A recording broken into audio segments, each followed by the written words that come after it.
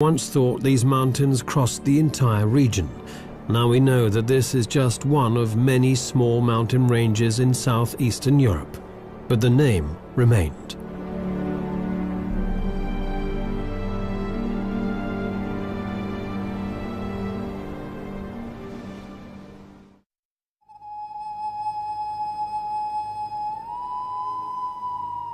Dumitor lies in the north of Montenegro.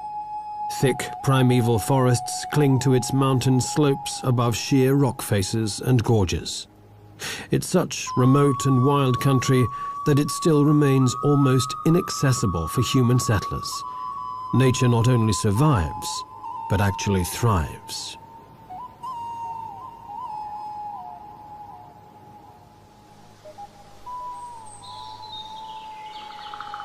This is a truly ancient forest. These 50-meter-high black pines have stood for a half a millennium and are the last of their kind in Europe.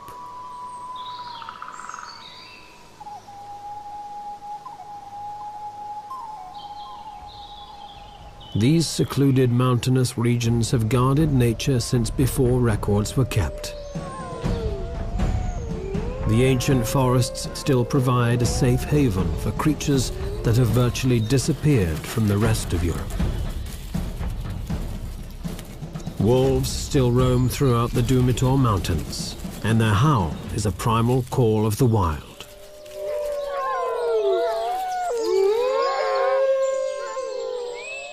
A pair of honey buzzards nest above them.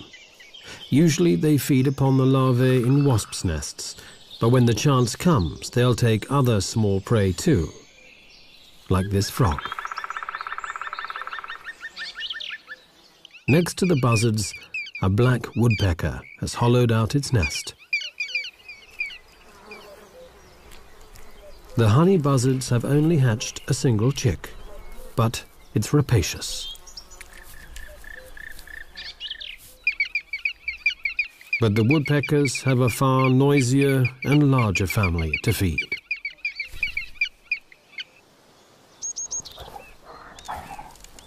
These mountains still remain as a home for the brown bear. It's late in autumn and this bear is putting on as much fat as possible before finding a cave to hibernate in and survive the harsh winter of the Balkans. Another animal that survives in the wilderness of Dumitor is the lynx. Shy and wary, the lynx silently moves and hunts in these forests, but now they are few and far between. Probably only around 100 Balkan lynx remain. Those few humans who do live here give the bear a nickname, Medved, the honey eater. And it's a suitable name, for its fat belly is almost entirely the result of honey plundered from many beehives. Bears seldom, if ever, leave the protection of these forests that cling precariously to the more gentle mountain slopes, but then abruptly end.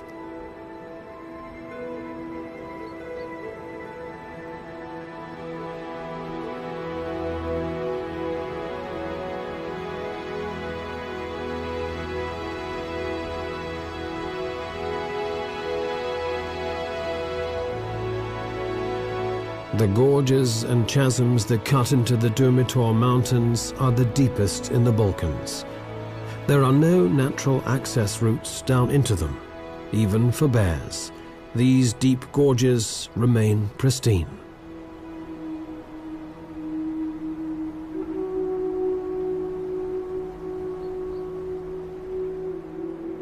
The greatest of them all is the Tara Canyon, a spectacular example of the raw power of nature.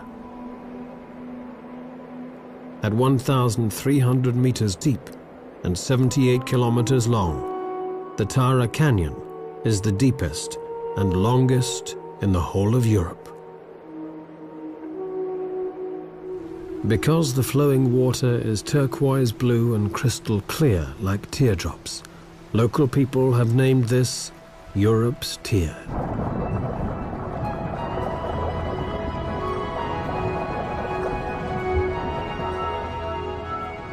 swimmers like the European otter are able to get to the bottom of the canyon.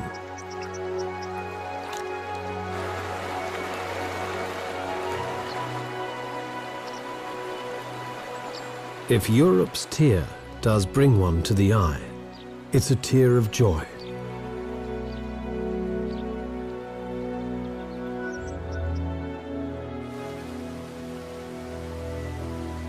Dumitor's status as a national park has given the canyon protection. However, responsible eco-tourism is being encouraged.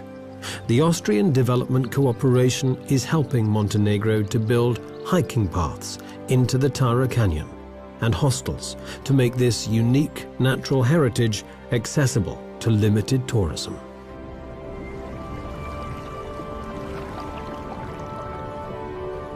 Once in the water, the European otter is in its element.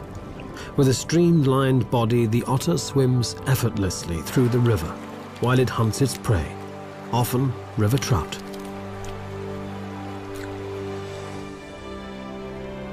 The River Tara project will prove that it is possible to combine wilderness with responsible ecotourism, and the benefits will flow on through to an often impoverished rural population.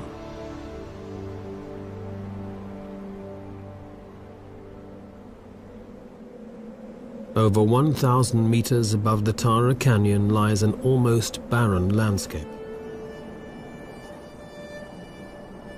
This is a desolate plateau, almost the end of the world.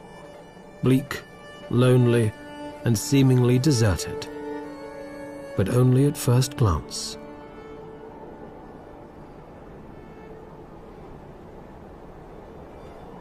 People still live here, forgotten by time and isolated by their environment, but yet very much a part of it.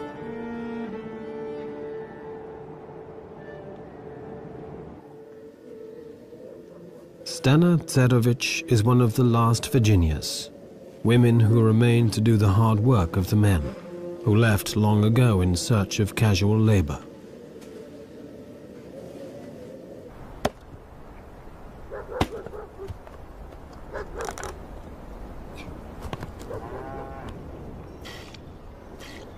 Stana remained with the farm and the animals and the daily struggle to survive.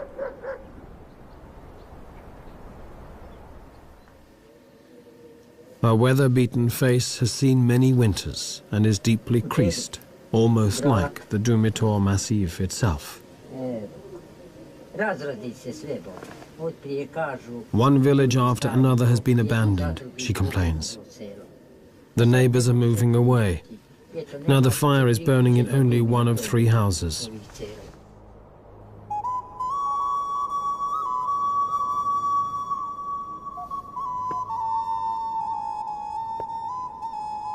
Stana has always lived here in Dumitor. The sparse vegetation can barely feed her 5 cows.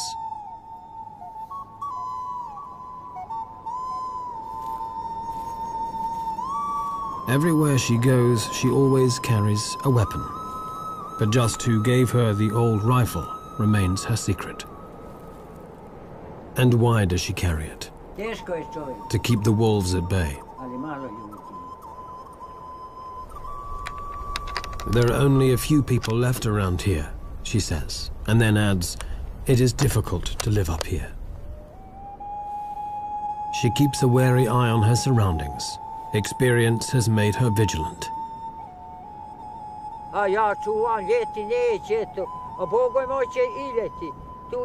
One night, she recalls, with fear creeping into her voice, the cows were on the range by themselves. Suddenly the wolves attacked and killed a calf.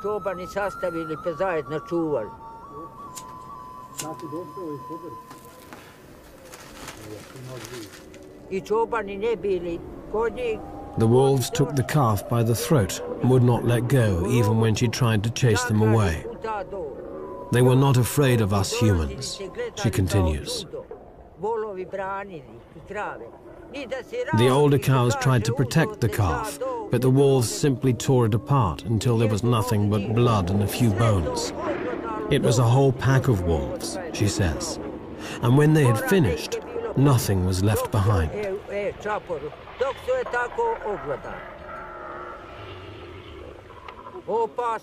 Stana is certain that wolves out hunting are dangerous.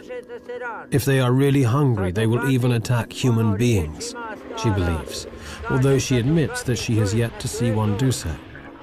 After all, one hungry man will also attack another. And of one thing she is absolutely convinced: if you run into a wolf in the snow, all on your own, and it is hungry, it will tear you into pieces, just like that. Although there has never been a single record of a wolf ever attacking a human here, when people are frightened, they will weave stories around those fears, and it's too easy to turn wolves into murdering beasts. To the north of Dumitor's jagged and solitary peaks lies a different world, near where the Danube and Drava meet. It is the river plain of Kopacki Rit.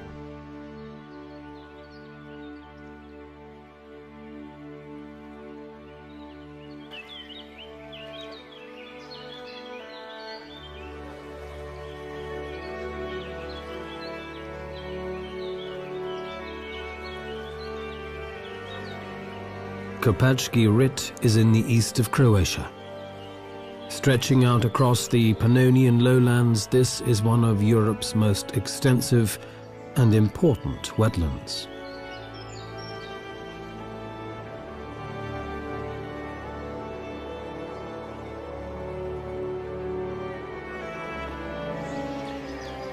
This is where one of the largest and oldest river forests to be found anywhere along the Danube grows. Over 260 different species of bird live here all year round, some of them in huge colonies. For about 3 months of every year, large parts of the forest are flooded by seasonally rising water. This is a great crested grebe with its recently hatched chick. Life just couldn't get any better.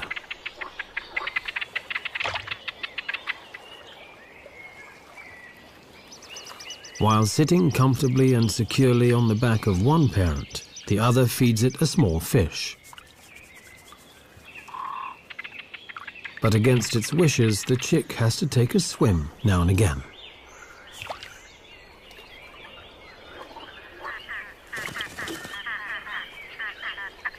Although the chick is able to swim and dive as soon as it hatches, a ride on a parent's back is always preferred.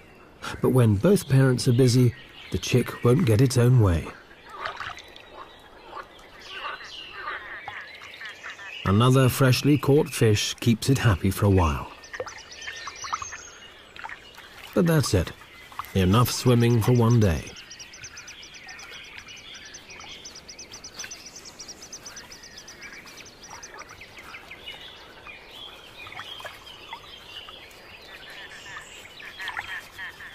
Persistence will always win in the end.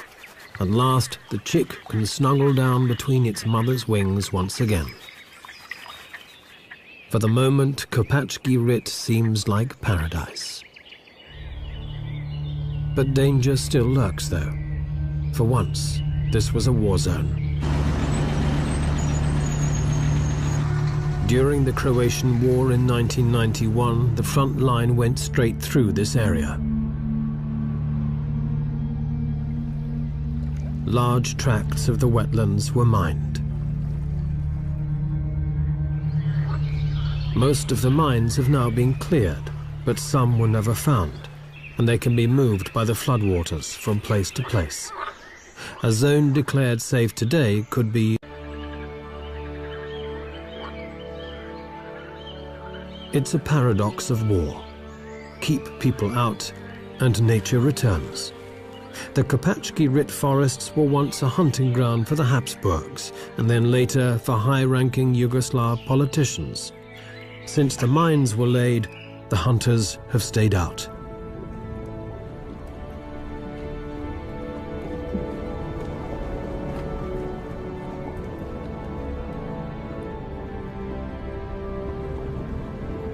And so, undisturbed by people or mines, all other life flourishes.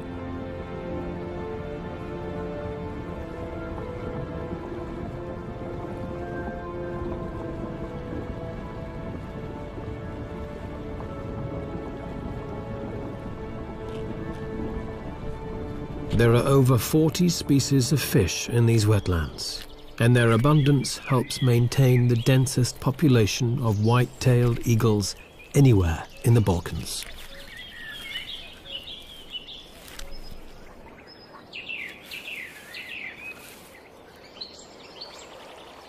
Few animals would dare to try and steal a white-tailed eagle's catch, but a wild boar is not just any animal.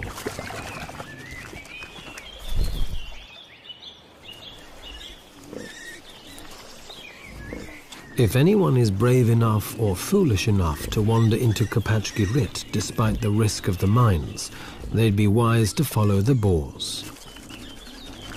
With a sense of smell so well developed that a boar can find even the smallest of buried truffles, strange-smelling mines are no problem to avoid.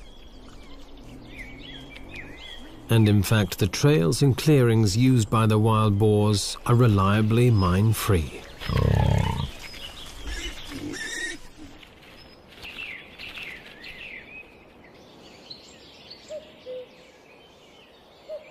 To the south of the wetlands of Kopachki Rit are the barren and windswept tablelands of Tikvesh.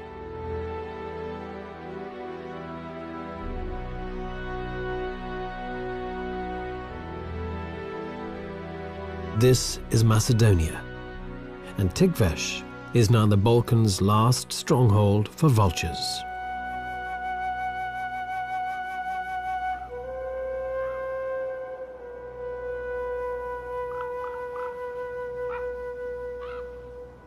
Situated near the border between Macedonia and Greece, these mountainous tablelands are inhospitable, desolate, and almost uninhabited.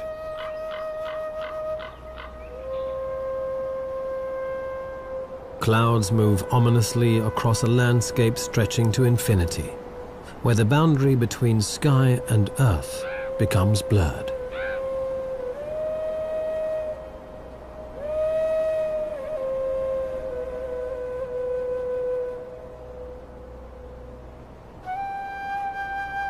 Few animals fit the image of this bleak landscape better than these.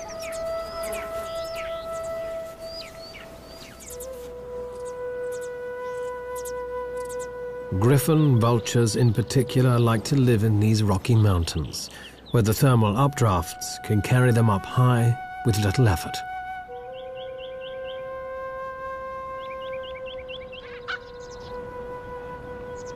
They rise in small groups until they reach about 1,000 meters, and then they circle, scanning an area of several hundreds of square kilometers until they spot a carcass.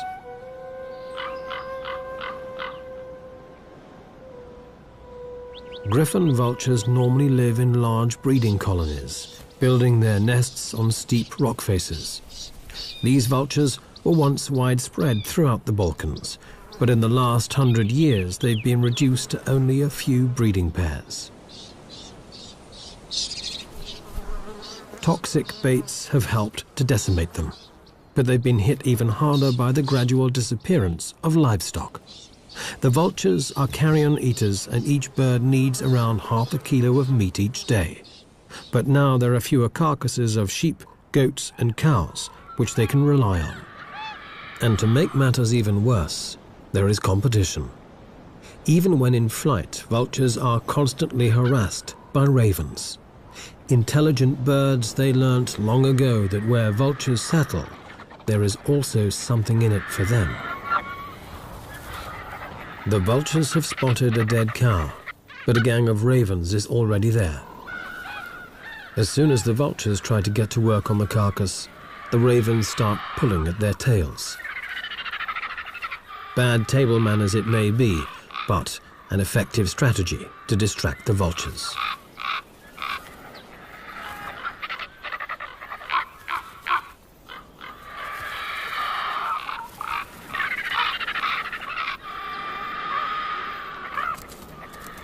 And then, to make matters worse, a wolf turns up.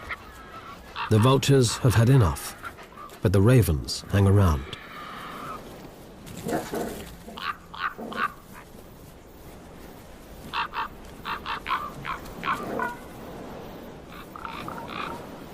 And even the wolf has trouble getting rid of them.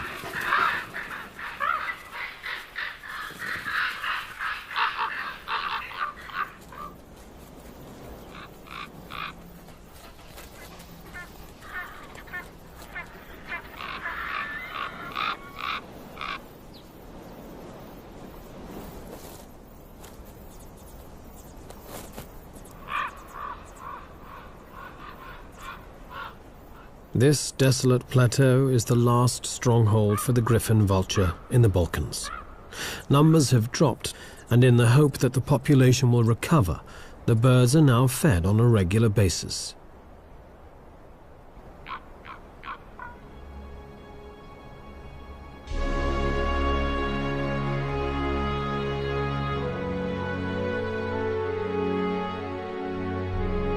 This is Skadasko Jezero, or Skadar Lake.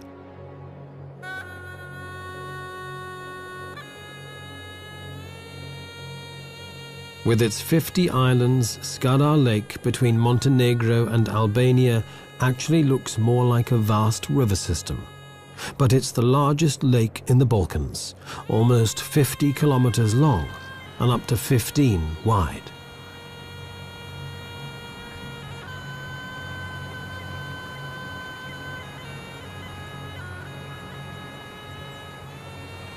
Depending on the season, water levels can fluctuate by up to 5 meters.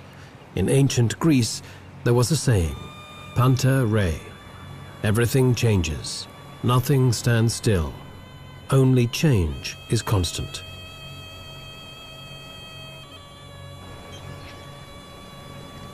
Ruins of monasteries and fortresses stand on many of the islands, a reminder of the lake's strategic importance during the conflict with the Ottoman Empire. Some of the islands are actually just hills, but only connected to the mainland during a very dry summer. In the lake's northwest, on one of these hills, stands the fortified monastery of Kom, built in the 15th century. A monk of the Orthodox Church lives here alone, giving up his days to his faith and his belief in a better world through prayer.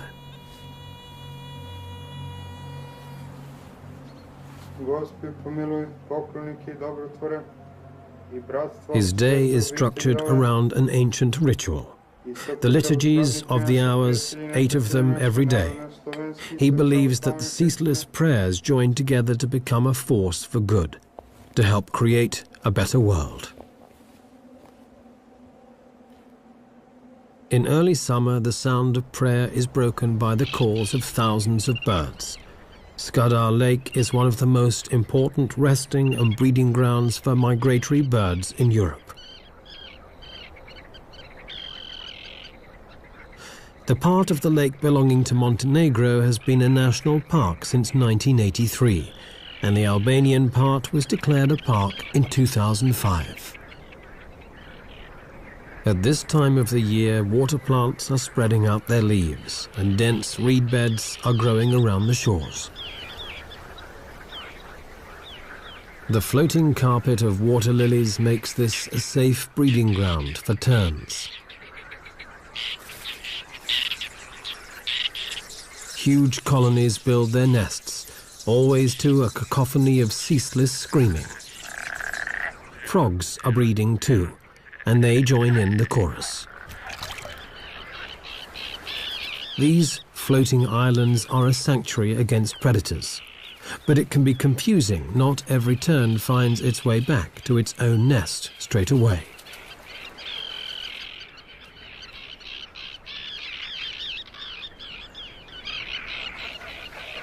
Larger waterfowl prefer to build their nests in the reed beds that fringe the lake, while thousands of cormorants use dead trees for their nests. Watching young cormorants feed is a salutary lesson. The youngsters poke their heads far into their parents' gullet in their haste to get their regurgitated fish. It's a miracle that they don't puncture their parents' throats. Other species breed in mixed colonies, like the elegant little egret and the spoonbill. Beneath them, a black-crowned night heron stalks amidst the reeds, while a squacco heron settles down to brood. Collective breeding is a strategy which gives a greater degree of security for all, as there are many vigilant eyes on the lookout for nest robbers, and the chicks are well hidden between the reeds. Skadar Lake at the west of the Balkans is a paradise for birds, even if there are no elves. On the eastern borders, there is a vastly different land, one with a mosaic of colorful fields, some planted, some not. This region is called Dobrucha, with its steppe grasslands in the northeastern tip of the Balkan Peninsula, between the Danube and the Black Sea. Only a few subsistence farmers live here. Fertile fields and fallow ground lie side by side, making the country resemble a quilt. Fertility and barrenness alongside each other. In May, the wild poppies and cornflowers sprinkle the cornfields with vivid colors. They thrive because here the farmers use little fertilizer and never spray their fields with pesticides. The plow is still horse-drawn, as it has been for centuries.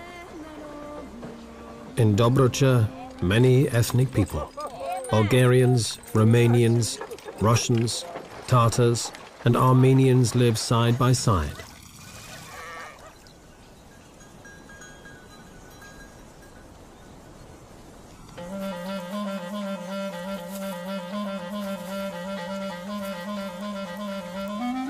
The grasses have been grazed down by sheep, making this an ideal habitat for specialized steppe dwellers, like European ground squirrels. In daylight, these small rodents leave their tunnel systems to come to the surface and search for roots, tubers, and insects. Dokaru are some and for owners, so the trees of Bruja are here. With the dokaru and the ground squirrel are well camouflaged, as they may still also impossible to spot a grass. The European bee-eater is the exact opposite. These gaudy cave breeders flaunt themselves with their colorful plumage. Whether flamboyant and colorful like the bee-eater, or drab and inconspicuous like the curlew and squirrel, they all have something in common. They all require the same habitat: fallow, uncultivated land. Bee-eaters dig their nests into vertical cliff faces, but now so many riverbanks are reinforced, the birds must use gravel pits or abandoned agricultural land instead. But it's no great loss, since the bees and wasps the birds catch in flight are found all over the place.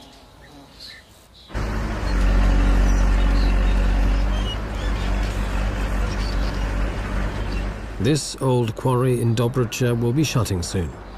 But even while the dredgers are still at work, the birds take full advantage of the site.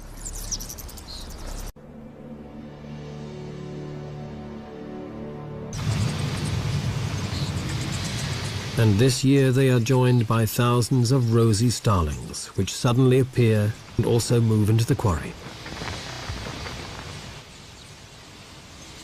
This is fairly unusual, for rosy starlings come from India. They spend the winter on the subcontinent, then in summer they normally migrate to the Mongolian and Kazakh steppes. But this year, some traveled west, probably following insect swarms until they ended up in the Balkans, in this stone quarry in Dobrucha.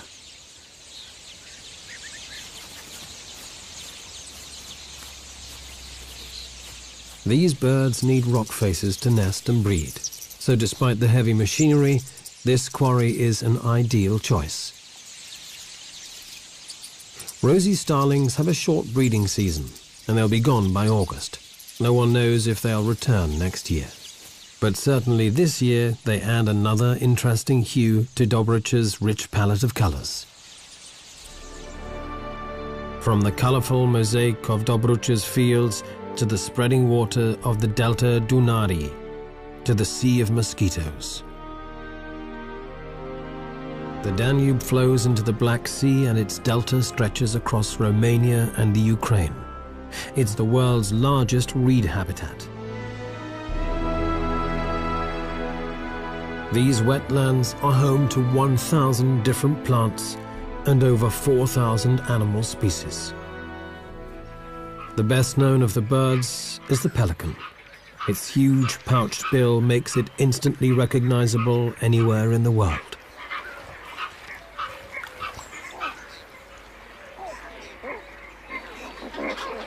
Hidden amidst this maze of water channels with their forests and reed beds are enormous breeding colonies of pelicans, some containing hundreds of pairs. Two pelican species are found in the delta, the Dalmatian pelican and these white pelicans. Every summer, 4,000 breeding pairs fly north from Africa to this delta region.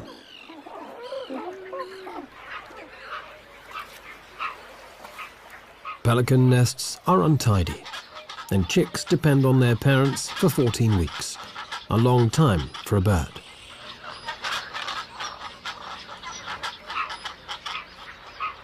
These nesting colonies in the center of the delta are virtually inaccessible and strictly protected.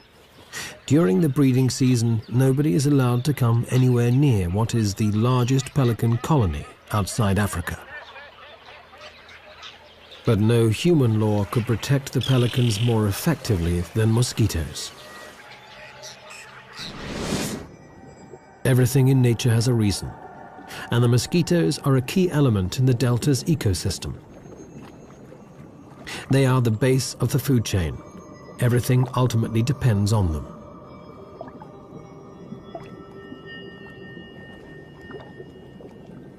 The biomass of mosquitoes in the Danube Delta is quite awe-inspiring.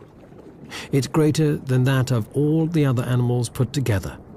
It's the very foundation on which all other life in the Delta is built.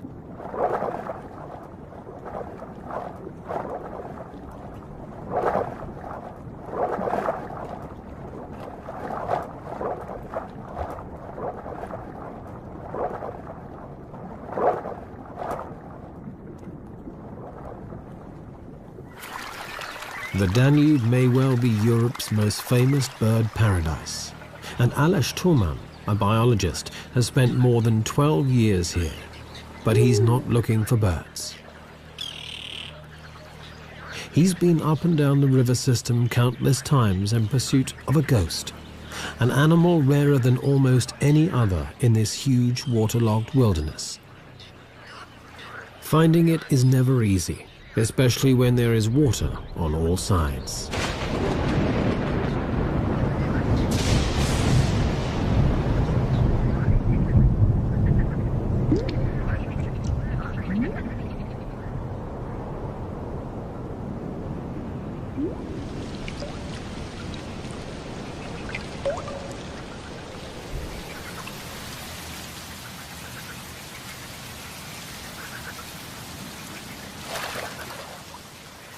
Aleš Toman is searching for the European mink, a shy and cryptic animal belonging to the marten family. The species was pushed to the edge of extinction when some of the larger and imported American minks escaped from fur farms and established wild populations. The native European minks were outcompeted, and the Danube Delta may well be their last refuge. In the summer months, when there is no shortage of food, the European minks occasionally venture out, but then only at night.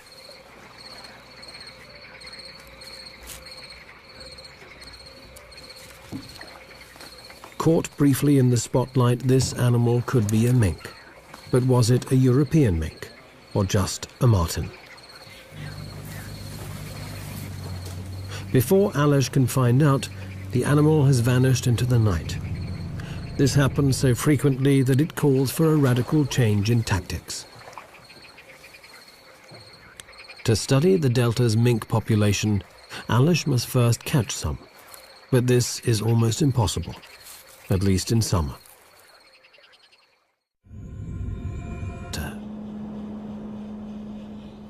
The lakes are frozen. Life seems to have come to a standstill. But only at first glance. Migratory birds from the Arctic have arrived to spend the winter here. The cold is far less intense than above the Arctic Circle, and crucially, the birds are able to find enough food here.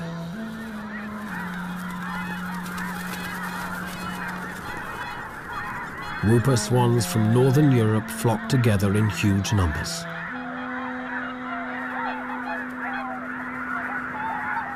And when 60,000 red-breasted geese take off as one, the sky turns dark.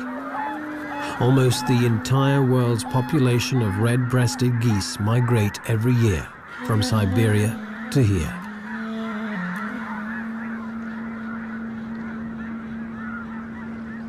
Human beings are the rarest species in the Danube Delta. This is the least densely populated region in Europe. Tourists only come in spring and summer, and UNESCO has declared the entire area a biosphere reserve. For the few permanent human residents, winter is harvest time. Fish and reeds earn them a modest income.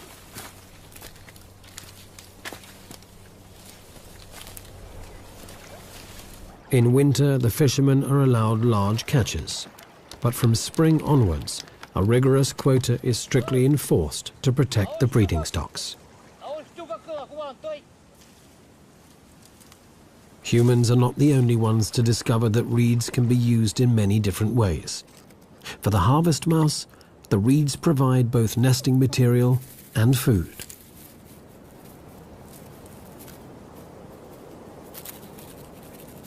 These tiny rodents are about 5 centimeters long and barely weigh 10 grams. But it's an ideal size when you have to move up, down, and across reed stalks all day long.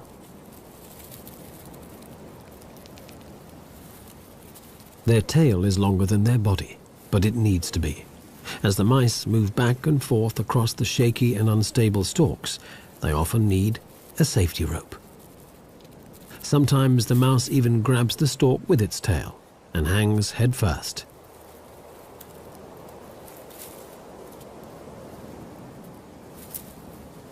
Cute as they may be, harvest mice have many predators. Birds of prey, foxes, snakes, even fish. And the shy and cryptic European minks also have them on their menu. Alish Toman's search continues. In winter months, the mink must also hunt by day, and this makes it far easier to try and observe and even catch them.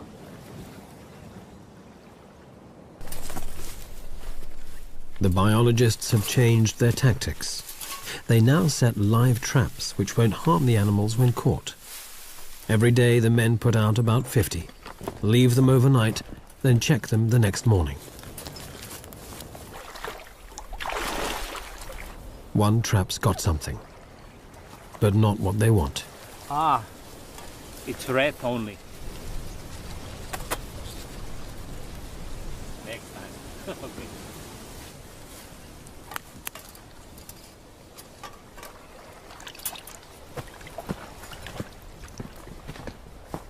The men proceed to the next trap.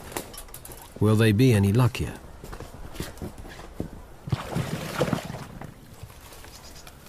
No. Another dud. Days and weeks pass by without success.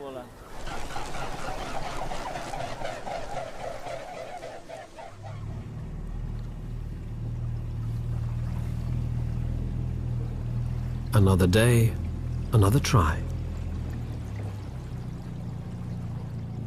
Not many traps left to check now. Hopefully, no more rats.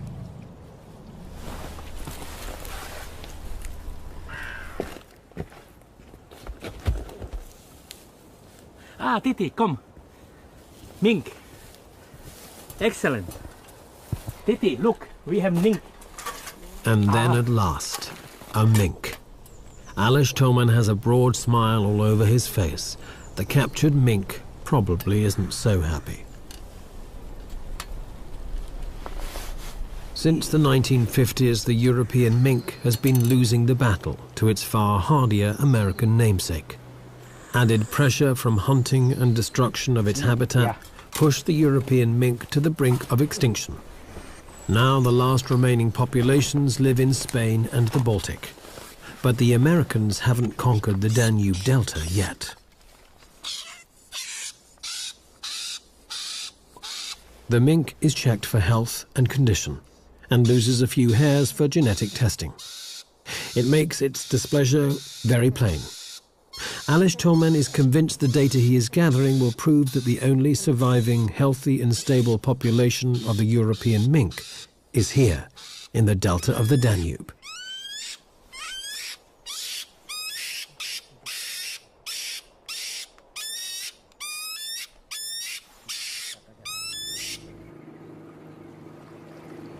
All in all, it was a good day. Alish found minks in another 3 traps. The sun is already low when the 2 researchers start heading for home. But the day is not quite finished yet. The delta turns on an amazing natural display. Millions of European starlings gather in huge flocks, forming ever-changing patterns in the evening sky.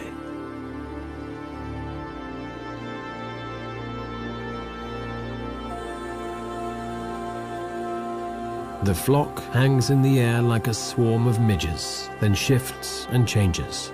For the birds, it's time to find a roosting site for the long, cold night.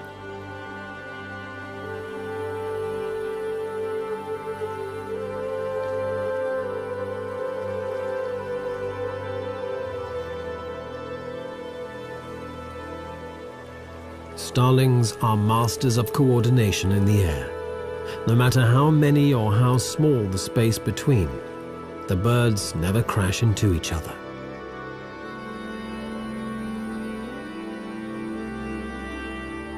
One minute they look like smoke, then without any effort they change into some pulsating superorganism, as if from another world.